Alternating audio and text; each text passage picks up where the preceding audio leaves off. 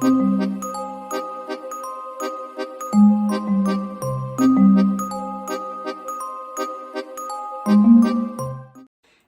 welcome to this new video. My name is Martina Vincenzi and I am the founder of the VIP Flight Attendant Academy Private Jet Coach. On to this video, we are going to look more in details how it looks like a jet door, so the entrance door of a private jet. Of course, the door can be different according to the model and the manufacturer.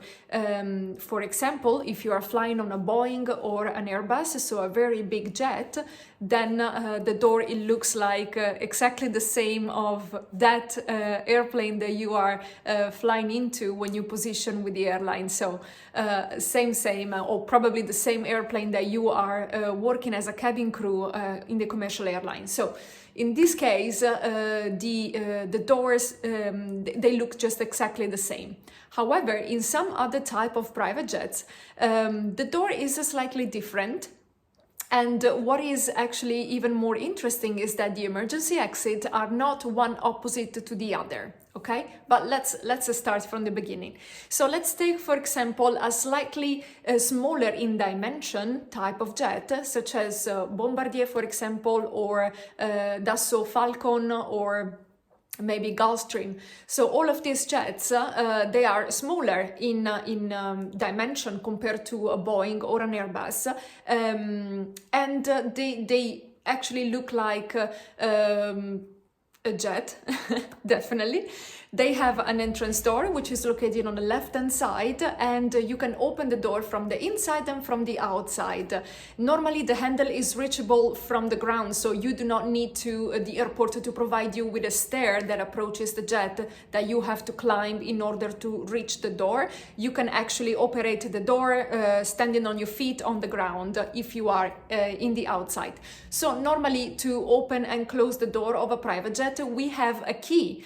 A key that is just a sort of a passepartout. This key opens the jet door, and every crew member who is assigned to that jet should be provided with a key. So you can just, you need the key just to unlock the handle, okay? Not to really unlock the door, you just unlock the handle so you can operate the handle, you lift it up, and the door will just fall down by gravity. Not too fast, clearly, it will just slow down when it's about to approach the ground.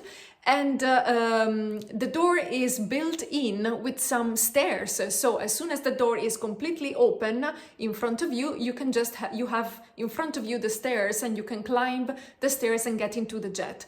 When you're closing the jet from the inside, you can close it with a lever, or you can close it automatically by pushing a button. It depends on the manufacturer. However, by closing the door, then the stairs, they are built in the door itself, so they will be facing inside. They get a little bit flatter, let's say, kind of a one on top of the other, and then they will be facing the inside of the cabin.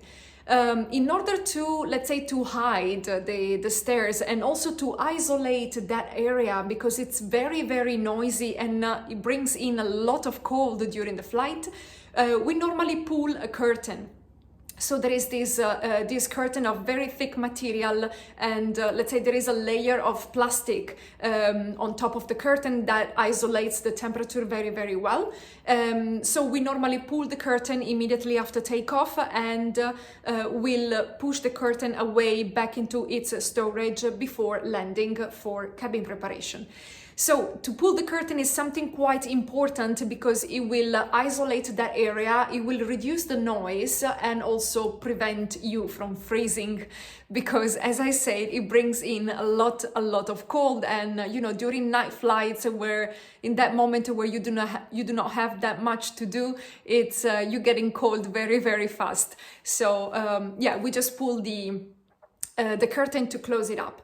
As I mentioned, the second emergency exit is normally not opposite on the other side of the jet, but it is on the other side of the jet, but slightly in the middle of the cabin, and it's an overwing exit normally. You can have only one on the right hand side, or you can have two opposite one another on the two wings. These are overwing exit, so you have to apply the procedure of removing the window, and then during the evacuation, the customers of the jet and whoever is actually taking that exit to get out of the jet, they will be walking on the wings itself.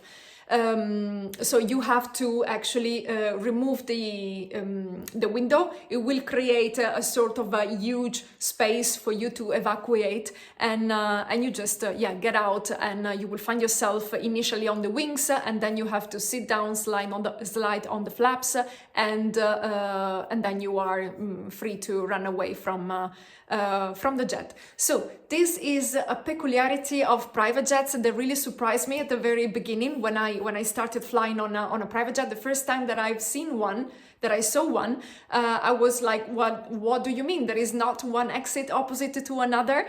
Well, no, not really, unless you are flying on a big Airbus or Boeing, but for the rest, they have just one passenger door, which is the main evacuation exit in the front left, and then you have the overwing exit on the right hand side by the wing, or even on both sides, left and right, but still by the wings.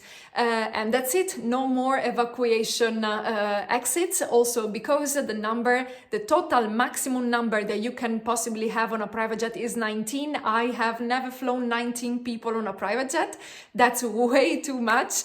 My maximum was 12. So as you can understand, the evacuation eventually can be very, very fast.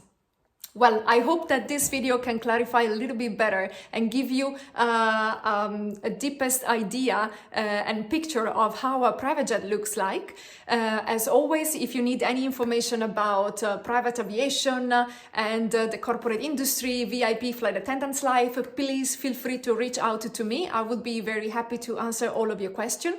Please do also subscribe to my channel so you won't miss any of my future video. And so ciao for now, and I send you baci baci.